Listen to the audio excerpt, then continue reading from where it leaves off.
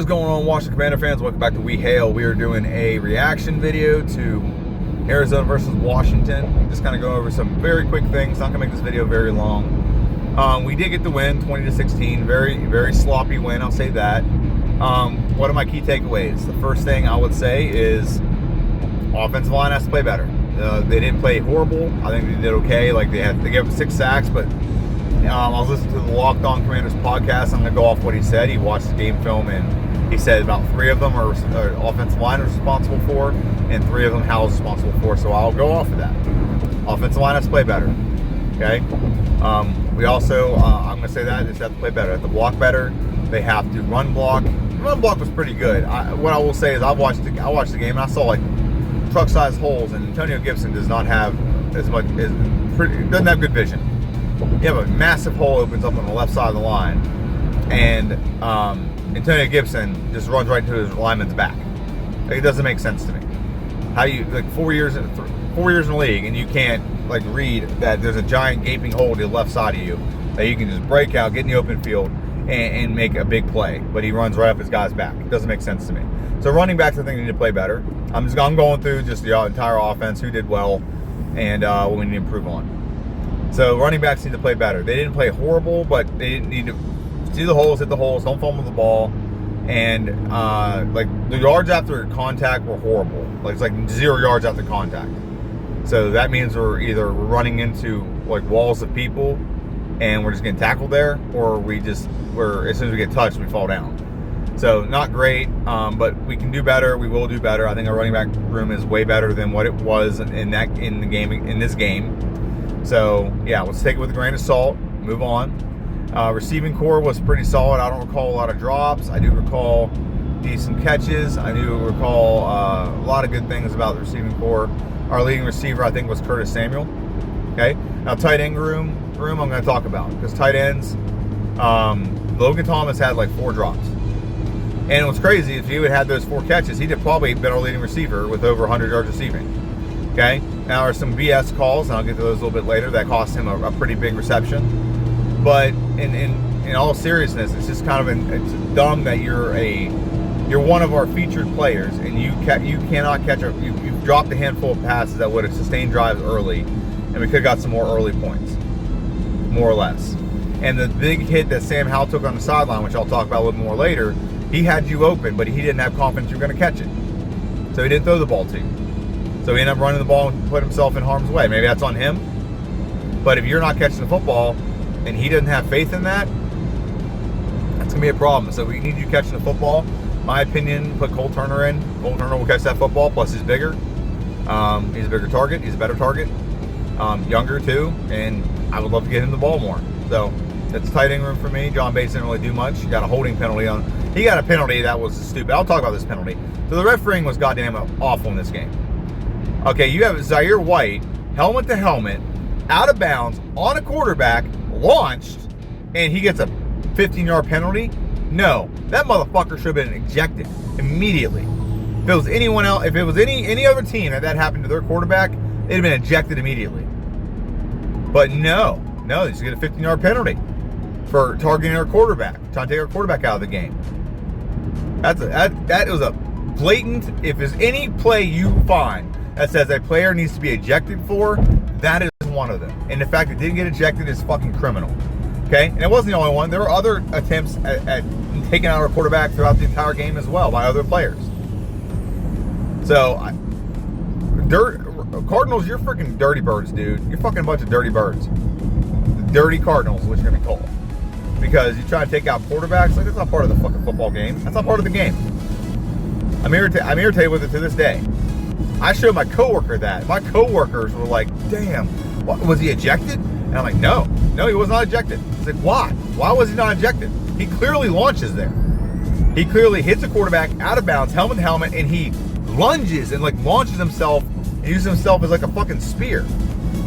Like, it's blatantly obvious. But no, you can stay in the game. Our quarterback potentially could have been put in concussion protocol, could have been injured, whatever. Luckily, Sam Howell's a tough dude, so he plays through it. But, geez, like, okay, in officiating, there's another call Logan Thomas catches the ball going it's a 5-yard out. He turns upfield, gets about 17, 20 yards out of it, and a defender hits our receiver, our tight end,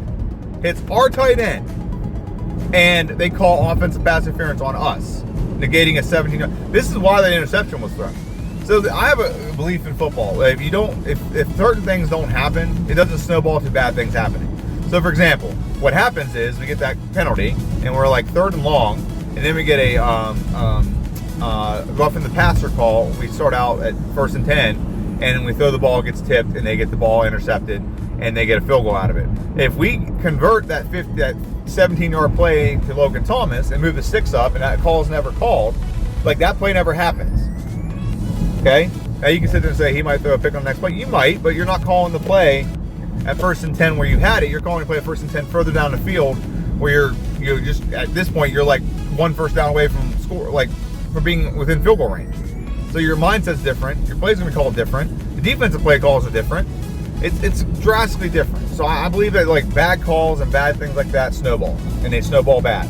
That was one of the ones that snowballs. It snowballed bad. It snowballed into a turnover for us. So just me griping about the refs. There's a bunch of blatant holds, a bunch of dumb calls, horrible spotting on one of on a Gibson run or a Gibson screen where he clearly is on the line at least, and they mark him a yard back. It doesn't make sense to me. They reviewed it and still marked him a yard back. No, every video that even Mark Schlereth looks at it okay, one of our holding calls. What's an example of a holding call? Mark Schlereth, who was broadcasting this game. If you don't know him, he's a Hall of Famer. Is with Washington. I don't know if he's a Hall of Famer, but he with Washington. He won 3 Super Bowls, won a couple here, one a couple in one here, and 2 in Denver. I think is what he did. And he's calling it dude, that's not a hold. I've been in the NFL for years. If that's a hold, my gosh, we're gonna be here all day with holds. And then when they marked the spot, both of the announcers yeah, that's not a good spot. That's not even close to where it's supposed to be. I'm gonna switch it up here. That way it doesn't time out on me. So I think the officiating was pretty bad. And then there's one, Montez Sweat has literally his jersey being tugged in front of the ref. He's got his hands up are you gonna call this? Going for the quarterback, which he would have had a sack if he would have had his jersey pulled on. And it's just bad. It's bad officiating. So some things never change. We change the owners. We get rid of the black cat that is Daniel Snyder, and we still get some shit calls. So it is what it is. And yeah, so what else on the offense? Quarterback, I think Sam Howell played okay. Actually, if you look at his statistics throughout the entire league, he actually was a top 10 quarterback. He's one of the best. He's actually the best in our division when it comes to his stats.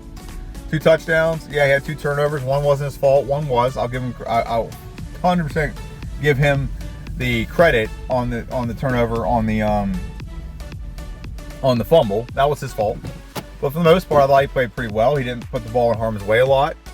And now I'm just gonna give him a decent grade. He can do better. He will do better.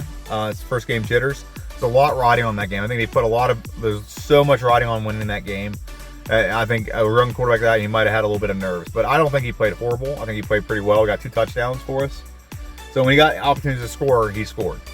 And yeah, so let's talk about the defense. I'm not going to go over every aspect of the defense. Let's just say the defense was dominant. Defense held this team to, they barely moved the ball. Got a lot of 3 and outs. Run game for the Cardinals was pretty much non-existent. They had some passing game. They had some mix-up on passing. So they did okay there. But after some time, the defense settled in and basically locked them down. They did end up getting 2 turnovers. Montez Sweat forced 1 and then got the fumble recovered on the other. Could have had way more. If our defensive backs just catch a football, my goodness, could have had way more. But the defense did great. I'm not going to take anything away. I'm not going to beat a dead horse about the defense. Defense was awesome. I have nothing bad to say about the defense. What I will say is the offensive coordinator, Eric Bieniemy, gets a C- grade for me today, or for the game, because I think he got very conservative. I think he got too conservative. I think he needs to put the foot on the gas, which is what he said he was going to do in the offseason, but he got way too conservative, and I get it. You just want to win the game, so maybe not put the ball out, put too many opportunities to screw up out there. But regardless of that, you still should have gone for it. You should have gone for the kill. We had an opportunity where it was 17-16. We're in field goal range. He just runs the ball 3 times, takes the field goal, and relies on our defense, which is fine, but we can't rely on our defense all the time. Okay, we got to be able to score points, and Eric Bieniemy needs to be a little more creative, a little more aggressive in making that happen. And then defense coordinator, I will say Jack Del Rio did great. So all in all, it wasn't a pretty win, but you never apologize for winning. A win is a win is a win. Never apologize for winning. You can build off of that. We needed the win as a franchise, and now we're going to Denver 1-0, and I think we're going to come out of Denver 2-0. So I'll talk about the Denver. That'll post tomorrow. Let me just think in the comment section down below. Hail to the Redskins, and see you.